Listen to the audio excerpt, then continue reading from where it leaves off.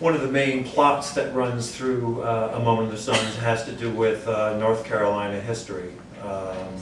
In Wilmington, in around 1898, North Carolina was the last of the former Confederate states to rescind the right to vote for black men. And at the time, however, Wilmington, the population was 3-to-1 black to white. And so because black men could vote, no woman could vote at that point. African Americans held, they were city councilmen, they were firemen, they were policemen.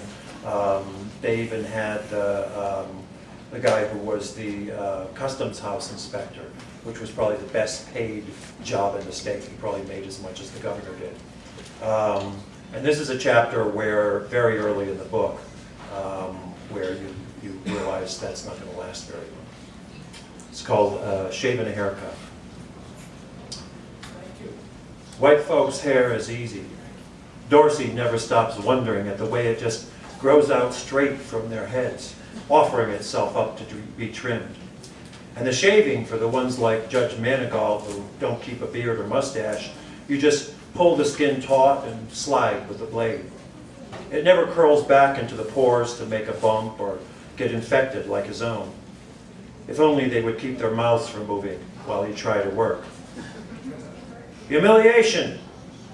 The judge sits in Dorsey's chair, lathered up next to Mr. Turpin, who owns the pharmacy, who is getting his trim from Hoke. Old Colonel Waddell waits near the door, his face hidden behind the Wilmington Messenger. We have attempted to hold on to our heritage, our custom of living, says the judge, and we have failed. So now we must be humiliated. I don't know, Judge, says Turpin, as Hoke clips the hair out of his ears. Hoke is a good boy, stay on his feet the whole day if needs be, only sometimes forgets and commences to hum while the gentlemen are still talking. I don't know, Judge, you scratch under the surface just a bit, you'll find somebody making a profit on it. That's what politics is all about. Well, Russell got sufficiently fat even before he was governor, but this appointing of half of our aldermen, unprecedented. Another chance to force us to eat crow, and I believe the Yankees are behind it. But our own Supreme Court failed in their duty to protect the citizens who maintain it. The judge is one of those who keeps his own shaving mug here at the shop, has a favorite razor. He won't let Hoke shave him as good as the boy is. Dorsey, of course, is famous at the Orton Hotel and hasn't drawn blood since he was a novice. Lex et scripta est, mutters the colonel, lowering the newspaper a bit. That was their verdict. The law as it is written, says the judge, scowling, is not meant to serve scoundrels. Dorsey cuts the guests at the Orton Hotel, merchants from around the state, politicians, even Governor Russell once when he was still running a dairy across the river. But many of the finest white gentlemen who live in the city come to be trimmed here as well. The judge is a daily customer, as is Mr. Turpin. Colonel Waddell wears a full gray mane of hair and beard, like he did before the Emancipation, and was known to be a real fire breather. Looks just like the Jeff Davis statue they put up in Raleigh, and only wants a bit of neatening up once a week. He waxes the tips of his mustache at home. They've got the governor and they've got the numbers, says Mr. Turpin. The way they've got it fixed, it'll take a revolution to push them out. Mr. Turpin is thin on top, and Hoke is carefully spreading what's left with his comb to cover the scalp. We must not bow to the tyranny of numbers, says the judge. What if tomorrow the Sprunt family decide to bring in 5,000 Chinamen to bale their cotton? Should we then be ruled by Chinamen? I think not. Dorsey waits, razor in hand, for the judge to stop moving his jaw. Humiliation, I tell you, the judge goes on. Russell and his gang sold the farmers and the illiterate mountain folk a bill of goods. They bought the colored vote with bribes and favors and white men's positions, and now he means to rub our noses in his success. He means to ruin this city. Dorsey crosses to put a couple towels into the steamer. When the judge gets going like this, it's best to wait him out. He's been known to jump to his feet and pace, so you have to be careful with the cutting edges. The Redeemers have worked wonders in other states, says Turpin, soothingly. South Carolina, Georgia, Louisiana, other states where they've looked the thing in the eye and dealt with it. It could happen here, Judge, and very soon. Hoke is whisking the back of the pharmacist's neck. Somebody's just got to put the thing in motion. We've got them on the police force now. The judge shakes his head violently, ignoring the lather on his face. Dorsey taps a couple drops of witch hazel into his palm, holds it under his nose. Mrs. Scott brews up a batch of it for him, and he has Hope pour it into the store-bought bottles when they get low. The judge swivels his chair around to face Mr. Turpin, getting himself indignant. Do you think they'll arrest their own? Not on your life. And if they do, they got the jury's packed, and the docket walks out free as daylight and twice as bold as he was before. It is the gentleman's right to choose their topic, of course. But Dorsey always prefers sport to politics. He's one of the sponsors of the mutuals and can hold the floor on the relative merits of every ball player in New Hanover County, black and white. He can talk horses. He can talk Bible if there's a man of God in the chair. He can even recite the arrow in the song if pressed into service. Politics, though, especially the Wilmington variety, make him perspire. Plato believed that men should be governed by philosopher kings, Colonel Waddell observes. I fear that we have drifted away from that ideal. Wouldn't surprise me, says the judge, that if it serves the interests of these fusioneers or repopulists or whatever they're calling themselves now, we have women's suffrage thrown into the mix. No, Judge, white women have the sense to listen to their husband's counsel, says Turpin. Giving them the vote would be redundant. There is still a separate entrance for ladies at the Orton Hotel. Dorsey cannot imagine them in politics, the harangues and heated confrontations, the spitting and swearing. Women are above all that, made to bind up what the men have broken. The judge snorts and lather flies. Well, I dare say our woman wouldn't have given the city over to carpetbaggers and Hottentots. Dorsey always starts around the ears. Tiny little strokes to outline the sideburns. The judge has a large mole on the left he has to be careful of. The key, says the judge, finger jabbing underneath the cloth to make a point, is to have some sort of qualification as to who is allowed to vote. That's what the founders envisioned. Responsible government issues from informed voters. You're suggesting a literacy test. That is one possibility, yes. An awful lot of them can read now. I see them at my store with a, what's it called, Dorsey? Your colored paper? The Record, so. Dorsey advertises in the Manley Brothers paper in his other shop where they cut colored hair. Do you read it? No, sir. Don't have the time. Well, there's a group over there in the Brooklyn neighborhood. Got them a bit more leisure. Turpin winks to the judge in the mirror. Unless it's to wrap the fish in, I bet an awful lot of them look like they like to read it. I would not propose that puzzling out the limited vocabulary displayed in a colored daily constitutes literacy, says the judge.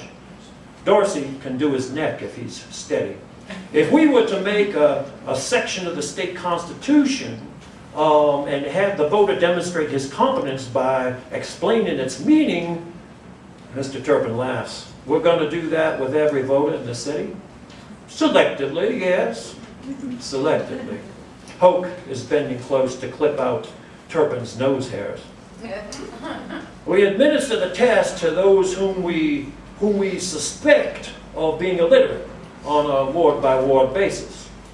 I would suspect that half the poor whites in Dry Pond might fail that test, Judge, including a goodly number of loyal Democrats. Well, of course, if there's a tradition of voting in the family. The record turnout in the last election, Judge. Selling your vote for a glass of whiskey does not qualify as a tradition. What I'm suggesting is that if you can prove your grandfather was a registered voter, now we're getting somewhere. You would be passed unchallenged at the polling place. The Louisiana clause, adds Colonel Waddell. The old gentleman been in office himself before Dorsey's day, rumored to be a great one for the oratory. He is always very quiet in his shop, but well-spoken, using words like impecunious and recondite that Dorsey makes sure to look up in the dictionary when he gets home and then slip into his conversations at lodge meetings. Of course, given the present infestation here and in Raleigh, such an amendment to our statutes would stand no chance. I wouldn't give it up so easily, Judge. When his back is pressed to the wall, the true white man is capable of... Dorsey catches the judge's look in the mirror, just a tiny nod of warning to Mr. Turpin. Hoke is rapidly snipping air with his scissors, made nervous by the tone of the conversation. What? Says Mr. Turpin. Dorsey? Dorsey doesn't mix in politics, do you, Dorsey? I try to keep my nose out of it. Hoke shakes the cloth out, and Mr. Turpin stands. What'd I tell you? The good ones know enough to steer clear of it. Almost all absurdity of conduct, Colonel Waddell observes, arises from the imitation of those we cannot resemble. Turpin steps a little closer. Dorsey can feel him over his shoulder, watching him do the judge's cheeks. You planning to vote this coming election, Dorsey? The judge cocks his head. Colonel Waddell lays the newspaper in his lap, waiting to hear the answer. Hoke retreats to get the broom. Dorsey has always voted, ever since he was old enough, but nobody made any fuss about it till lately. No, sir, he lies softly. Don't suppose I will. If the rest of your people show that kind of good sense, it will stay peaceful in this city. It sounds like a bit of a threat, but he can see Mr. Turpin is smiling in the mirror, gently tapping the thin layer at the top of his head with his fingers. Say, Dorsey, how come a good-looking young fellow like you isn't hitched yet? Dorsey flicks lather off the blade, rinses it clean in the pan. Oh, I've been studying, Mr. Turpin. Got a gal picked out. That's good to hear. The pharmacist winks. Dorsey always hates it when they wink, especially if there's a nasty story coming after. Before we know it, you have a whole tribe of pickaninnies to support. Dorsey turns away, strops the blade hard on the leather. Whatever you say, Mr. Turpin. The tyranny of numbers, grumbles the judge. If we bred like damn jackrabbits, we might have a chance in this town. Mr. Turpin leaves 2 nickels on the counter and then turns at the door. Don't you worry, Judge, he calls.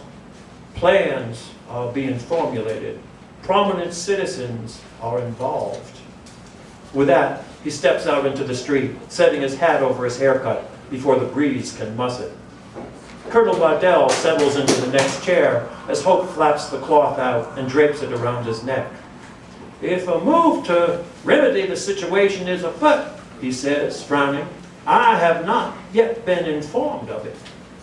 The judge seems lost in thought, and the lather has been sitting on his face long enough. Dorsey reaches 2 fingers under, but doesn't touch him. Chin? The white man grunts and tilts his head back for the razor. It's called Dream Book. Notice, to residents of Illinois only. If you live in any other state, you do not have to send this sample letter. It seems Illinois is worried about minors buying firearms through the mail. But if you write the catalog people a letter saying you are 21 or older, they will send you whatever you order. It makes the assassin wonder, is there some way they can check to be sure? Do they bother? His name is on lists. He has had to change it more than once. But outside of this one state, they make it so easy. Revolvers, the following quotations do not include cartridges. 42033, Eclipse vest pocket single shot pistol, nickel plated, wood stock, 2.5-inch barrel, weight 5 ounces. For BB and conical caps and .22 caliber short cartridge, safe and reliable, barrel swings to the right to load, each 50 cents, by mail extra 5 cents. So easy to conceal, but only that one shot.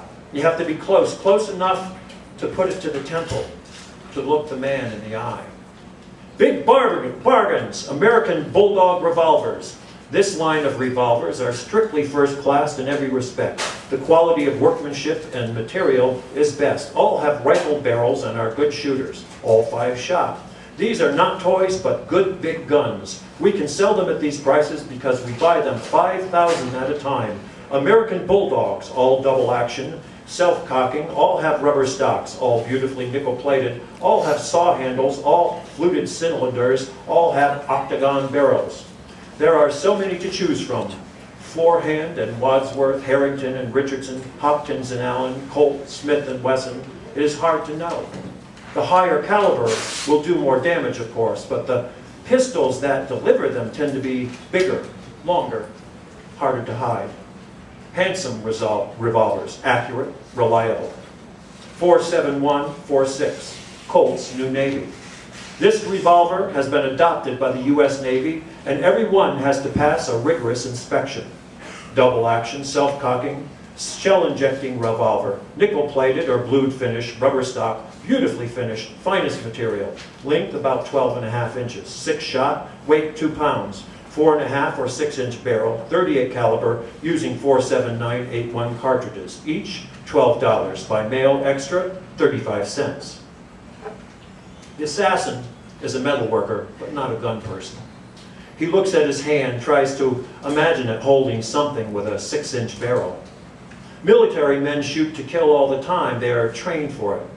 But the military belongs to them. It is the whip hand of the state. In all the strikes, the military and the police have had the guns, have had the power. 5.2-338, Ivor Johnson safety automatic, a sure shot.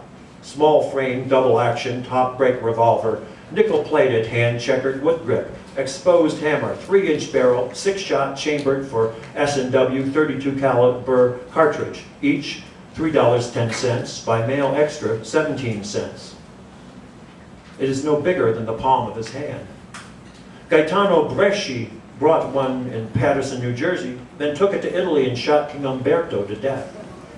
The assassin has seen them for sale in hardware stores, short and heavy looking.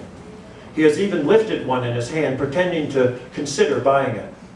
Even without the cartridges loaded, he felt a different man, a man who could make some difference in the world, a man of destiny. How to order.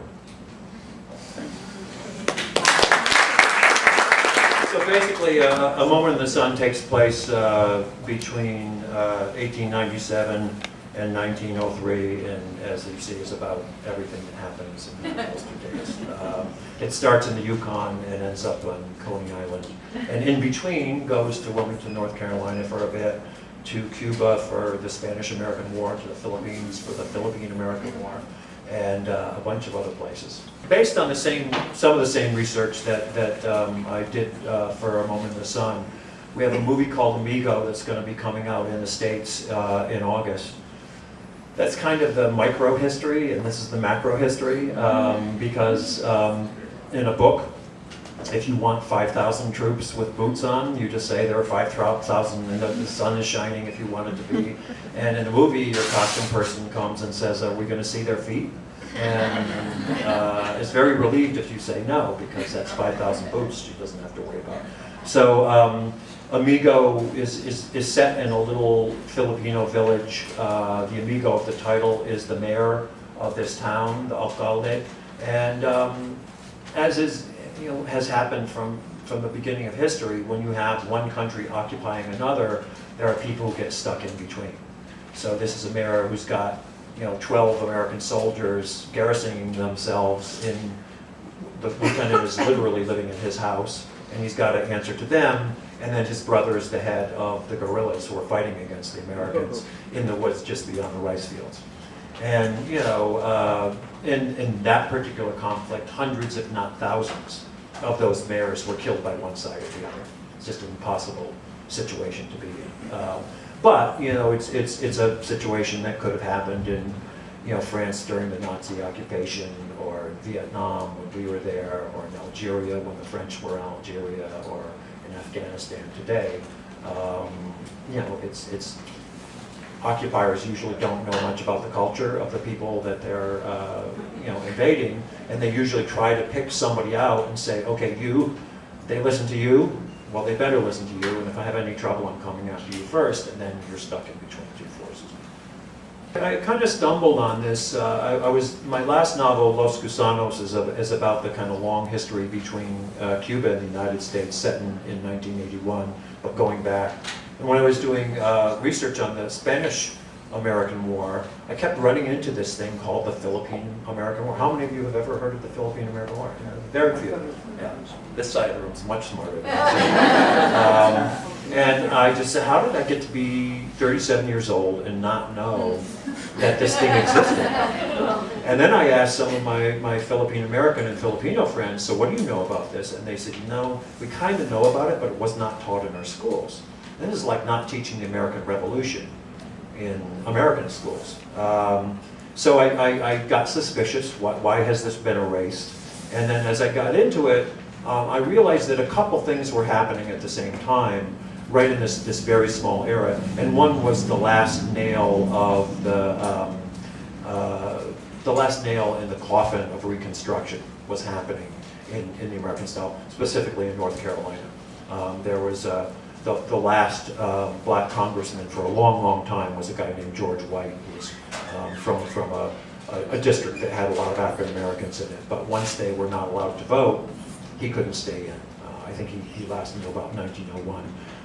And at the same time that was kind of being killed off, that hope was being killed off, we were starting to be imperialists, which we had been against for a long time.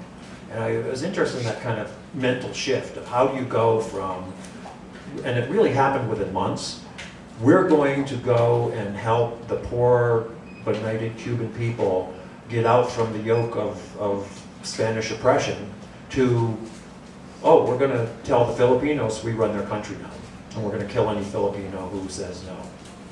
And that literally happened to a lot of soldiers. A lot of soldiers, because we had a very small standing army at the time, we needed volunteer units. Every state in the Union, you know, raised a volunteer unit. Some of them went to Cuba, and some of them ended up missing that one and being sent to the Philippines. And there were guys there saying, whoa, you know, I'm supposed to be fighting the Spanish. We fought the Spanish for one day in a mock battle, in a secretly arranged battle to save face. And we marched into Manila, turned the guns around, and said to the Filipinos, you see that flag? That's the American flag. Any Filipino who tries to enter his own capital city will be shot. How did that happen? So I got interested in how that happened, how that was sold, how Americans took that turn, and what allowed them to do that. And the uniting factor was race. Yes, we did want to be there and play with the big guys, with, you know, Britain and France and Russia and Japan and all the people who we were joining in China, because the Boxer Rebellion is at the same time. But there was this idea that it wasn't just our opportunity, it was our duty. The famous poem by Rudyard Kipling, Pick Up the White Man's Burden, the subtitle of the poem is America in the Philippines. It's an open letter to us saying, well, we Brits have done our job, you know, we've carried the burden far enough, now it's your turn, you're a young country, and it's not your opportunity, it is your duty as white Christians to go straighten these little brown buggers out. And they'll give you a hard time, but they'll be grateful to your gods and you. Yeah, that's the end of the poem. So I got fascinated with that, and fascinated how, you know, because nations have a psychology just like people do, and I got fascinated with the national psychology and how it changes so quickly. But then also just kind of how every person in this story has their own point of view. They're the star of their own movie. And when I started reading letters home from soldiers and people's diaries and stuff like that, you could have 3 soldiers in the same exact unit, and they had 3 very, very different, you know, some of them, oh, this is fun, killing these goo-goos is like a rabbit hunt. Another guy might say, well, it's hot and it's boring and you could get killed and I don't like it much, but I'm here to do a job and I'm going to do it, you know, the professional soldier thing. And another guy might say, I am horrified what we're doing over here. And, you know, I'm shaking to see what fellow Americans, or this is where waterboarding, came into our lexicon. It was called the water cure back then. We kind of learned it from the Spanish, and that was the main way of getting information out of Filipinos, many of whom drowned. It was like 1 out of 4 didn't make it, but they thought the information was good, so they kept doing it. So that kind of sucked me into it. And then, when you start doing research and you got some characters, all of a sudden you say, geez, it's like they read my book, and things start to click, and so it just grew and grew. My rule is when I write anything that needs research, historical or whatever, that I can't do more than 1 week of research without actually sitting down and writing some fiction. Because research is so seductive, it's so much fun. It feels like work, it's not. It's reading, and it's, I could read that stuff and not write something.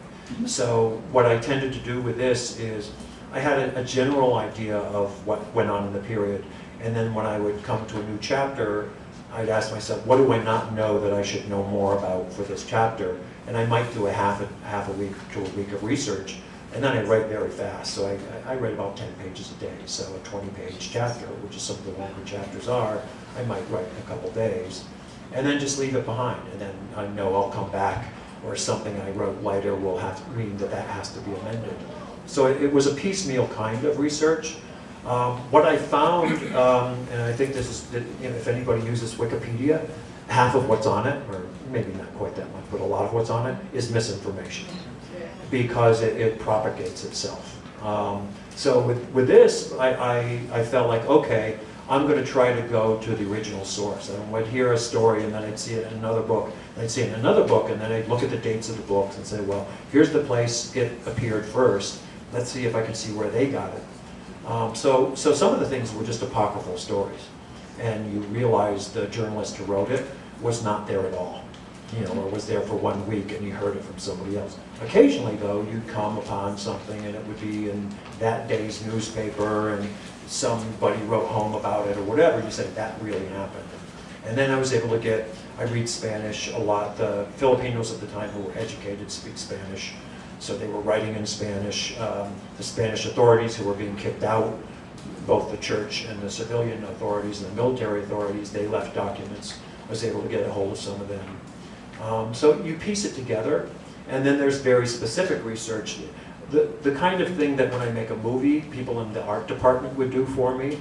But, so I read books about the Krag rifle and the linotype machine and what color horses are if they're such and such a breed, and because you just don't want to make a mistake. But often what you find in one of those things is an idea for a character or an idea for something that can happen because something jumps out at you. So it's a nice back and forth with the research. And then what you have to do is just put it in the observations and lives of the characters, so it doesn't look like an undigested hunk of research.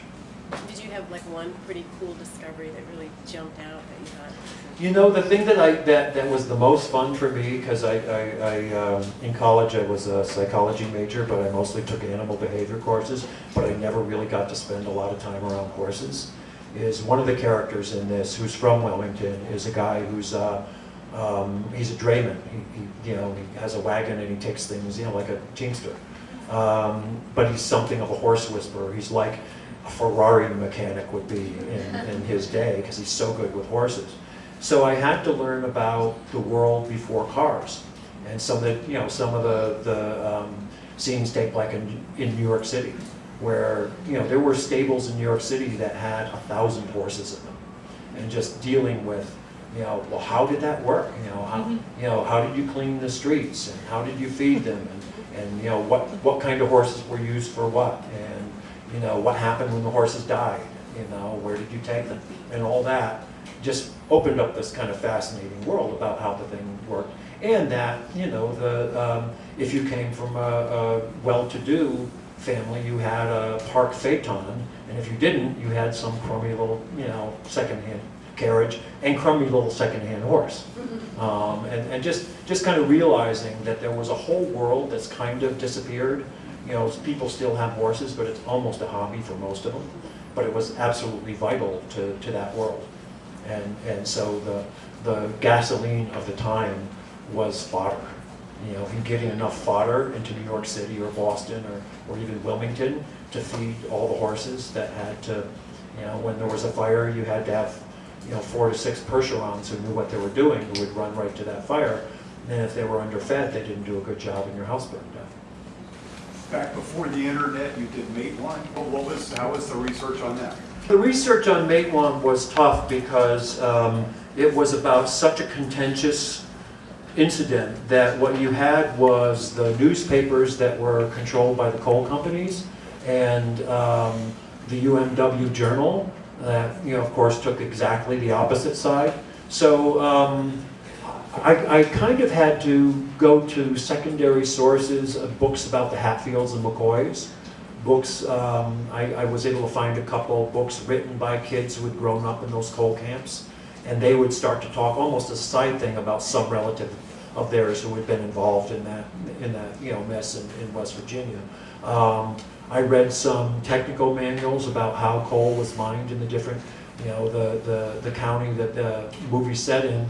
They were pretty far behind some of the other mines, so the guys would still have, you know, maybe open flames instead of electric helmets. You know, they didn't have some of the easier technology to work with. They were soft coal miners, which changes the way that you know, so your pit is usually pretty straight. It may be narrow and low and wet and awful, but at least you're not going like this, which you are in hard coal. So I had to kind of pick that together. And then I was lucky and I found a couple diaries by guys who had been coal miners and quit it, talking about, you know, their lives as young men working in those mines. So that I pieced together. And then the nice thing that we were able to do is when we shoot on location, I usually put 2 or 3 scripts out into the community with people we think, you know, are receptive and say, okay, you know, what do you think? Does some of this make no sense at all? And you might get back, oh, you can't catch catfish in June here. You know, in the case of Limbo up in Alaska, a bunch of people said, you know, there's no way your lead character, anybody with any sense at all, would, if he hasn't been on the water for 7 years, allow him to be the captain of a purse seiner, which needs 6 or 7 people to operate. It's just, you really have to keep your hand in that. But a gill netter, which is like a big giant piece of toilet paper, or a roll of toilet paper coming off the back of a slow boat, you need 2 guys, and they don't really have to know much what they're doing. So, you know, you should change it from that. You get good information back. And both from a few people in the community who would come up, you know, somebody said, well, here's Sid Hatfield's gun, and, you know, tell stories that their uncle knew this guy or that guy. And then when the word got out, other people kind of came out of the woodwork. What was tough about it is that it was so contentious and still not a happy memory for people that a lot of people kind of wrote and said, you aren't going to do that story, are you? You know, even though everybody was dead who had been involved in it. So I could tell, okay, we're hitting a nerve here, but that's going to bring some interesting stories out. You were talking about like national psychology and consciousness and everything. I remember in the 50s, Carl Jung was interviewed, and he made a statement, it's pretty open-ended, that America seemed like a country that didn't know how to say no. And I was wondering if you had any kind of thoughts about that. You know, there's one of the main characters in A Moment in the Sun is a Filipino guy who's Illustrato. He's educated. He starts out being a spy for the people who were fighting against the Spanish, the Philippine independence movement. He's very good at languages, so he then becomes a translator, but also a spy when they're negotiating with the Americans, and the Americans are allegedly helping them fight against the Spanish. And then when the war between the Americans and Filipinos breaks out, he talks about how he's amazed at how savage and how innocent they can be at the same time. And that's this thing of, you know, he sees dead people in ditches, he sees people starving, he sees people, you know, put into, you know, concentration camps, basically, barbed wire put around their villages, at the same time that the Americans still seem to want to be liked by everybody, and smile, and give candy bars to little kids, and, you know, make this little effort to have you feel like they're just regular guys, and why do we have to keep fighting? So I do think that there is something about the psychology that is unexamined. One of the things that really amazed me when I started doing this research is thinking about what we do now and how careful politicians have to be about what they say, or any public figure have to be about what they say. In those days, there were very few euphemisms. You were proud to be an imperialist. One of the major newspapers in North Carolina was called the Caucasian. We don't have to wonder who their readers were. The imperialists, the expansionists would say, we need markets. We want goods, and we want trade with China, and we need a coaling station in the Philippines, and we're white Christians and they're not, so we should be taking over this country. There was none of that, oh, I think it's going to be really good for them. Yeah. Very little of that. Maybe a little at the beginning of the Cuban thing, but not by the people who were telling the truth.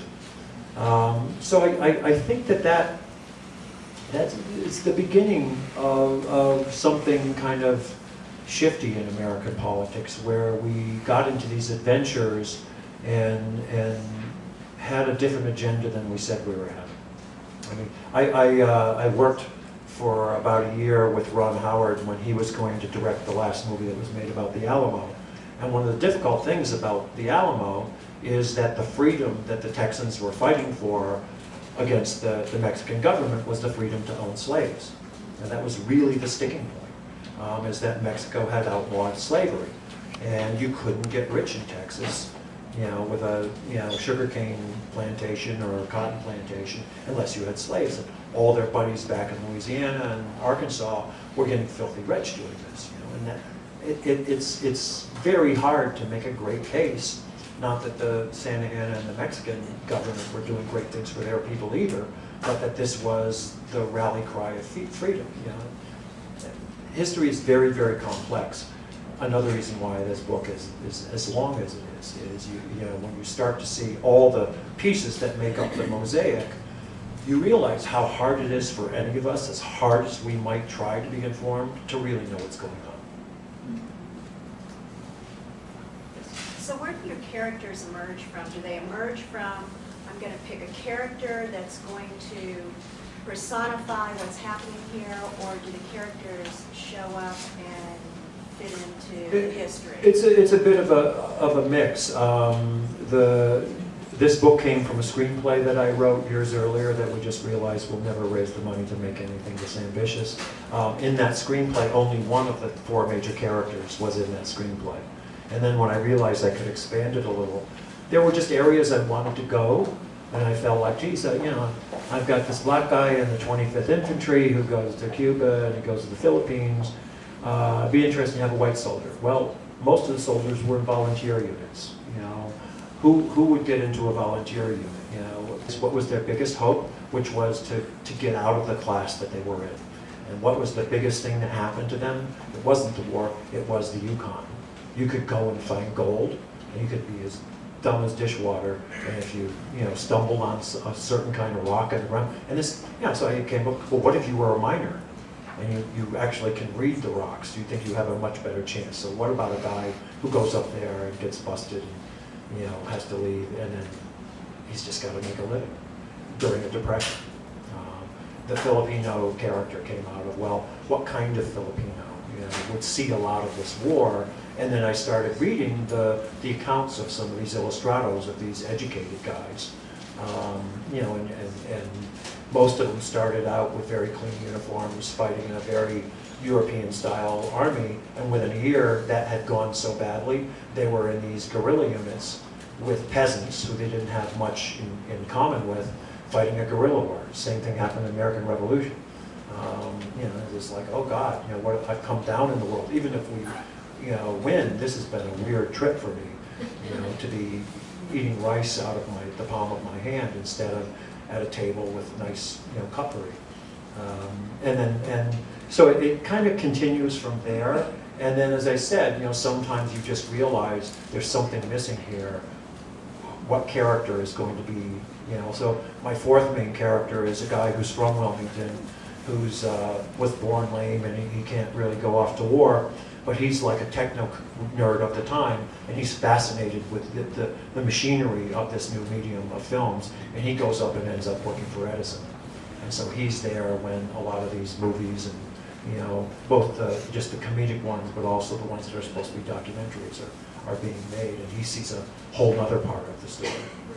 So when you write, do the characters then take on a life of their own and talk to you, or? They don't talk to me, but you know, they lead me places, you know, and you just realize you know, after about 20 pages, if you know who the character is, and this happens in movies too. I usually write a biography for every character in a movie, and I give that to the actors playing for them, because what I want them to come on the set knowing is who am I and how would I react.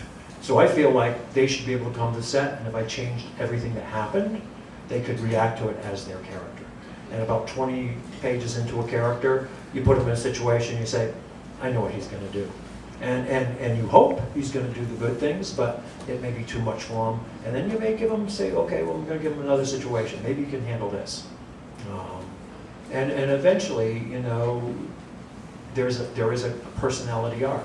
And some characters actually change and grow, and some tighten up into a little ball, and some they're just the same son of a bitch at the beginning and at the end, you know, and that's just human nature. Yes? You've thought about doing miniseries? That seems to be where you see a lot of things. You know, I'm employed right now trying to write some based on other things for other people, but you know, this would be about a 5 to 10 year miniseries if you did all the scenes, and not a cheap one, you know, because it is, you know, a period thing, and it takes place in a lot of different places, and there's snow, and then there's the Philippines, and then there's, you know, wars and stuff like that. But you know, it's when it works, it's a very nice form, you know, especially for the actors. They've done the Borgias on Yeah. TV now, and that seemed to be an interesting era. Yeah, they really like it when there's a lot of sex and murder. So the more sex and murder, the more likely your period is going to get immortalized in movies. I recently have been working on one about William Mulholland, who's the guy, just big strapping Irish guy, self-taught, who's the guy who brought the water from the Owens Valley to Los Angeles. Kind of a real Chinatown story. And the studio still said, couldn't he be a little more like Tony Soprano? He was nothing like Tony Soprano. Yes? So what is the difference between a novel with its focus on the interior monologues and stuff, and a screenplay which is focused mainly on exteriors, aside from budgetary concerns, you know, aside from that kind of thing? Yeah, actually I do very little interior monologue in my fiction writing. What I tend to do is what people say and what they do, but then also a chapter will be described through somebody's point of view. So for instance, the first one I read here is really from the point of view of the barber, of the African-American barber. And he's hearing all this stuff, and really what he wants is the gentleman to change the topic, or stop moving their mouths, or take it out of his shop, because he knows it's not good for him to know this stuff. But what they're talking about makes him uneasy. But another chapter, there's chapters in there from the judge's point of view, and there are indignant chapters, and chapters about how the whole damn country's going to hell in a handbasket, you know. But he actually has some moral compunctions about the law and what should happen in his city. So one of the main differences that I find is, first of all, in a novel, your scope can be much bigger. You can have more protagonists. You know, in a movie, you better not have more than 2 or 3 protagonists. In 8 Men Out, there's only 3 characters who you really get into their families and meet their wives and kids and stuff like that, and the rest of them are just, you know, guys who are in the story. But the other thing is in a book, if I'm really doing it well, I feel like I can make people know things, learn things, feel things, but it's all got to go through your head first. In a movie, there's all that stuff that just hits you in the viscera. And so when you're planning a movie, you're thinking about those all the time too. You're thinking about a lot of the stuff that I used as detail here, unless you picked it out with a camera, would not jump out at an audience. So you have to find different details. You know, when do you cut away to the other barber who's snipping the air with his scissors? You know, how long do you let somebody talk? You know, do you have the, and it's up, you know, and you work this out with the actors. Does the actor almost shave and then back off when somebody says something? And it may be different every take. And then if you have different angles, when you edit it together, you're trying for, yes, people are going to learn something in the scene, but they're also going to feel something viscerally about the scene. Plus, a movie exists in time.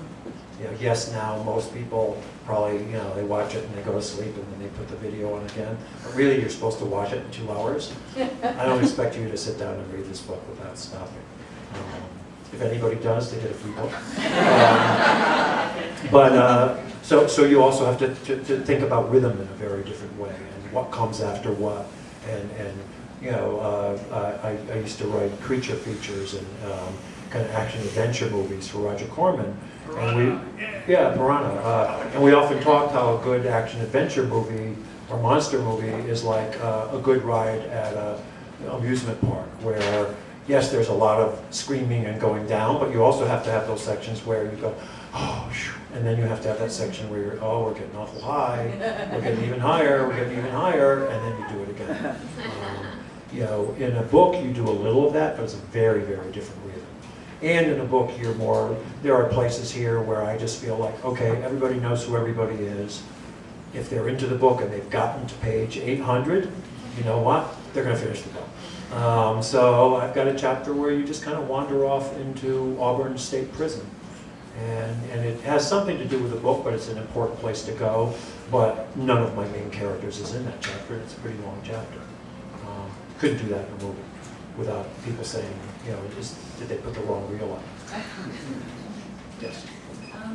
Another kind of question, kind of comparing books and film, but a lot of your films are kind of about group experiences and hierarchies and power structures. And I'm curious then how you deal with being a director when a lot of people, I think of directing as like auteur theory and being in charge of something and creating something, and how do you deal with that as? Yeah, you know, I probably change an average of 2 lines per movie. Nobody ad-libs. I write it the way I write it for a reason.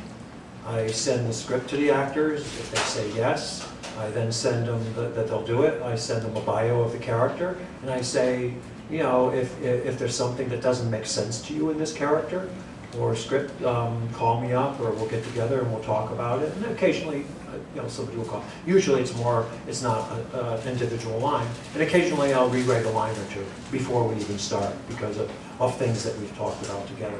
Once we're on the set, as I said, I feel like they should know their lines, know who they are. And then what you do is you direct people's talents. You don't teach people how to act. You don't teach a cinematographer how to shoot or whatever. You say, okay, here's the kind of thing I want. Or let's try it one more time. But this time, instead of just blowing it all out, you're just as angry, but you're not going to show the son of a bitch that you're that mad, that he's gotten to you. You know? And then you may go to the other actor and say, this time, you know, prod him on this line a little bit more. Because I think that's where you're getting a rise out of them. And so each take, you may change the dynamic, but you're not changing any of the lines. So the actors still can do quite a bit. And I've had very often actors come in on the first day, I just realized, oh wow, they haven't changed the line, and they've totally changed the way I think of that character.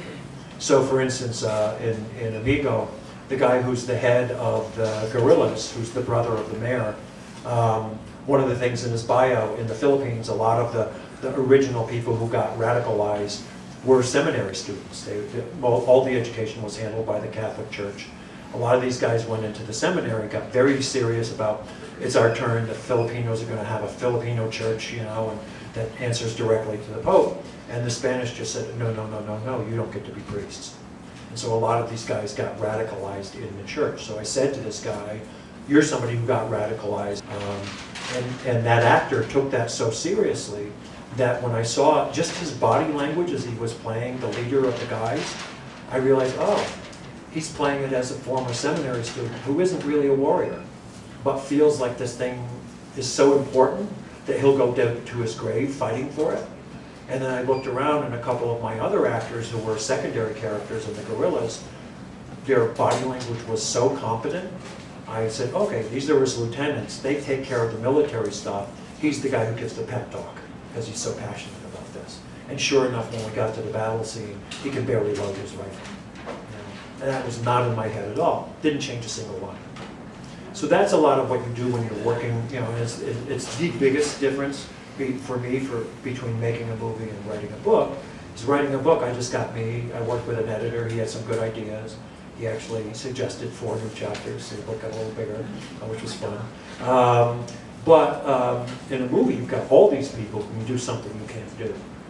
And you just, you go to the costumer, you go to the cinematographer, you go to the production designer, and you give them some ideas and say, bring me choices, and not too many.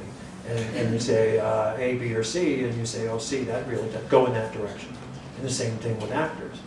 You say, I worked with Marcia Gay Harden once, and she was playing a character who was kind of a sociopath in this movie Casa de los Babies. And the first day she came up, there's so many ways to play this. And I said, and I want to see them all. And she would do 3, 4, 5 takes if she had that many things. Every time it was different. Every time the lines were exactly the same, and all of them were valid for that character. And then I got to use all those in the editing room and make my own arc of when does she reveal to all the other people she's hanging out with just how crazy, and the audience, just how crazy she is. I grew up, I didn't know anybody who'd ever gotten a story published. I didn't know how they got published. I didn't know that writers got paid. I now know that they do get paid, but not that well. And most of them can't make a living at it, even if they get published. So I just wrote stories for the fun of it. And I truly thought when I was younger, you used to be able to send a box top from cereal box off to Battle Creek, Michigan. I thought there was a place like Battle Creek, Michigan where stories went. And the reward was they would put it in their magazine or their quarterly or whatever. When I got out of college, I was working in hospitals and factories, and I got a copy of Best Short Stories of 1969 or whatever, and in the back, there was the list and the address of all the places, all the magazines that they read to choose those stories. And I said, well, that's where short stories are published. And I kind of recognized a few, so I put those at the top of my list. And I had 6 or 7 stories, and eventually about a dozen that I started sending around. In those days, they said, don't send it to more than one place at the same time, which is crazy, as if they call each other. And I got, letters back saying, Ararat is the Armenian quarterly, and we loved your story, but there were no Armenians in it. Why did you send it to us? So I didn't even know I had never seen many of these things. Eventually, I got a short story published in Atlantic magazine. And actually, the first thing that happened is I had sent them a very long short story. They usually got me a rejection slip in 2 weeks. In 2 weeks, 3 weeks, 4 weeks went by. I was living in East Boston at that time, working as a meat packer, and I called them up and I said, "What's the deal? Where's my rejection slip? Come on, guys!" I've been waiting in my mailbox every day, and they said, "We have no record of your story." And this is the Carboniferous period when you type something there was carbon paper under it, very faint. And one of the woman who lived up on the 3rd floor of the apartment got evicted because she had a lot of bad boyfriends. And she came back one day when everybody was out with one of her bad boyfriends, and they took the trap out from under the sink and turned the faucets on. So they flooded that apartment, damaged the 2nd floor, and I was on the ground floor, and it all collected over the chair on which I had the 70-page manuscript and stuck all the papers together. So I couldn't remember what I'd written, so I was, oh God, I just lost 70 pages. It's like when you hit the wrong button on your computer and it really is gone, which I have done also. About a week later, as I was trying to dry out and razor blade these pages apart, I got a call from the Atlantic Monthly Press saying, "We've got your novella here, come on in." And they assigned an editor who said, well, it's too long for a short story, it's too short for a novella. Either chop it into short stories and we'll look at it again, or if you make it into a novel, we'll look at it again. But if you do a novel, you could really use a plot. Which is the best advice I ever had. And they published, a novel when I was 25. So it was something I always liked doing, and I kind of stumbled into knowing how to get it published. which is kind of the story of how I got into movies. I mean, we really stumbled into that as well. Yes, hello. Could you talk a bit about the process by which you move from a premise to a story? Usually when people say, I have this great story idea, what they've got is a premise. You know, the United States talks itself into being okay with imperialism. Premise, but not a story. Yeah. How do you make that leap from the premise to the story? I usually keep thinking about it until I got a couple characters and I have a good idea of where they start and where they end. And then I write a very skimpy outline of that arc, and then I write a first sentence. Go through this book and read the first sentence of every chapter, and the first sentence for me is not only a springboard for the reader, but it's like a challenge for me as a writer of get yourself out of this one. You know, so I start at a certain point, and then you got to explain how did you get to that first sentence. So I'm a great believer in kind of knowing where you're going, but then actually just starting to write. And I'm very lucky, and not every writer can do this because all writers work differently. I'm somebody who can write better dialogue here, better dialogue if I'm stuck, or jump ahead, or just underline something, not the word, you know, and keep going. Whereas other people, they hit that thing, they got to find the perfect word, and they can't go on. You know, I've met writers who have to read over everything they've already written before they can go one page further every morning, you know, and this obviously you couldn't do that. So a lot of it is getting this basic idea of where you want to go, who your characters are, and then you just start writing. And really, you know, I'm not the one who said this first, but the purpose of writing is to give yourself something to rewrite. You know? And I also, because I work on so many things, I'm a screenwriter for hire to make a living. I usually will do a draft of something, put it down, and it might be a week. It might only be 2 days before I look at it again, but in those 2 days, I may have worked on 2 other projects. By the time I see it again, it's like somebody who's been dead, 20 years could have written it. And sometimes it's, oh my God, that's awful. Or sometimes, this isn't bad, you know, but it needs some work, but it's almost like I didn't write it. You know, and that's a great, I think, ability to have, is to look at the thing and say, yeah, and it might even be, I see where he was trying to go with this, but there's a better place to go with it. But you've got this thing now, and it's so much easier. It's like swimming in cold water.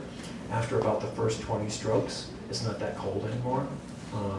It's the getting in. So a lot of it for me is, at some point I say, you know what, you just gotta jump in and start writing this thing, and then some things will become clear, or not. And every once in a while I get through a draft of something, and I say, you know what, I'm not ready to write this yet. I don't know enough or feel enough about this subject. I put it aside, and sometimes it's 3-4 years later, I say, I know that thing that I started, I know what to do with it now. Yes? How do you approach putting words in the mouths of historical? Yeah, I carefully is how I approach putting words in the mouth of historical figures. It helps if they wrote, or they have been quoted, or if they're on film. Mark Twain gets a couple chapters in this because he was very vocal about his opposition to the Philippine War. Damon Runyon lied about his age, and before he was known for writing, Guys and Dolls and all those kind of things, he got over and got to the Philippines. So there's a chapter where he's the narrator, and he actually narrates it in Damon Runyon style, and I had all of his work to work from. Teddy Roosevelt, I thought about making him a character, and instead I realized that even in his lifetime, he was a bit of a caricature of himself, and I couldn't bring him true. So we followed Teddy Roosevelt in this book through a vaudevillian who looks a lot like him, who at the beginning of the novel is very low on the vaudeville bill, and people, who's that guy, and who's he trying to be? And then as Teddy, has all these wonderful things happen, he starts moving up the bill until, he's like playing the president, and he's grown a real mustache instead of a spirit gum one, and is wearing glasses, So you have to be very careful, and the main thing is that they don't know that they're a famous historical character yet. And sometimes they're just saying, is there a Starbucks around here, or whatever the equivalent of the time would be. But it's if you're characterizing them, you want to know something about them, but you also want to know,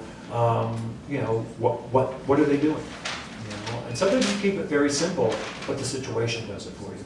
And then there's also just, you know, having an ear for the way people talk and where they're from, how educated they are. But having something that they wrote really helps. Over 40 years ago, I saw a movie in New York, Brother from Another Planet. And it has impacted on me so much. I've carried it with me all these years, especially the scene when the guy is putting his hands up and feeling the graffiti, and you hear the cries, and the same kind of scene in Ellis Island, where he puts his hands up, and that's why I'm here tonight. I'm here tonight because that was kind of briefly, we had been trying to make Matewan. We thought we had the money to make Matewan. The people who said they were putting it up called us the day before we were going to get on the plane and go to West Virginia and said, oh, about that money, we don't have it. And I was sitting with Maggie and her co-producer kind of down in the dumps at lunch, and I said, well, you know, I've got this other idea, and I've got $300,000 in the bank, and I think I could make it. And it's from some dreams I had, and it's in Harlem. And Maggie said, but you know, you don't want to shoot in the winter. And I say, well, if we get going, you start producing, I'll start writing. And 6 weeks later, we were making Brother from Another Planet for $300,000, shot in 4 weeks. It actually came from, I can remember these. I was working on other movies at that time, and I started to have this series of dreams. The first one being that I was writing for Joe Dante, who directed Piranha and Gremlins and a lot of those creature feature kind of movies. And I was writing a movie for him that was called Assholes from Outer Space. Big 3D title, Assholes from Outer Space. And there were guys with a little antenna on, and they worked at the motor vehicle department. And then a couple nights later, I had another dream that I was directing a movie set in Seattle that was about a Bigfoot in the city, but it was really a lot like Odd Man Out or one of those film noir movies, and there were a lot of cobblestones wetted down at night, and at the end of it there was this wounded Sasquatch in an alley, and a cop looking down and saying, "Book him." And it was. And that's a great image, but it doesn't make a movie. And then I had a third dream, and it's one of those dreams where you realize things, they're not spoken. And it was a African-American walking in Harlem, where I had spent a little bit of time. And he seemed really lost. And then I realized in the dream, he's lost because he's not from this planet. How alienated could you be? And then conscious, a couple days later, I felt like if I could put these three things together somehow, that would be an interesting movie. And you know, and it really just kind of magically, you know, we didn't know what we were doing, and it didn't have enough money, but we had such good people working with us that it worked out. And I got to play one of the Men in Black. Right. That's right. Actually, in that movie, if you ever see it, David Strathairn and I play the Men in Black before Will Smith and Tommy Lee Jones. And a lot of the way that we did our movement was we did everything backwards. We flipped the camera over and then reversed the film. And it gives it a really strange movement to everything. One more question, and then I think we should let people go home because it's past the bedtime. Brother from Another Planet, do you realize that there are little groups of young men, African American and white, who do that routine? Yeah, you know, just love to do that routine. it's interesting. I think I haven't seen him to ask him, but in I think it's Pulp Fiction. There's an homage to it where you know, Sam Jackson and Travolta are in a diner, and they come out of it and they look at each other and put their shades on, just like we did in that movie. Nice to have an homage. Anybody else? One more? Yes. I've wondered, a while back you were saying when you were 25 and you had a story published. I might be a little bit literal on this, but did you actually insert a plot in after the story was written? Yeah, I had a story. I think it was called Men, just Men, like as in men's room, you know, about a bunch of guys who were in a drag softball team in the Deep South. And, but it didn't really have a plot. You know? It was just kind of character studies of each of these guys and how they got into this thing. And some of it being about who would have to be more macho than a guy who is making his living on a drag softball team in the Deep South in the early 70s. And then I kind of figured out a simple plot to it, and strung more characters together, and it came out as a novel. And it was pretty good. It was kind of like a Fellini movie. I really kind of thought about it as that. And I heard later that Michael Douglas had just produced One Flew Over the Cuckoo's Nest, and Danny DeVito had his first movie role in that. And because there's a midget shortstop in Pride of the Bimbos, he was thinking of buying the rights to it. So I don't think Danny DeVito can make a double play. Anyway, thanks so much, everybody.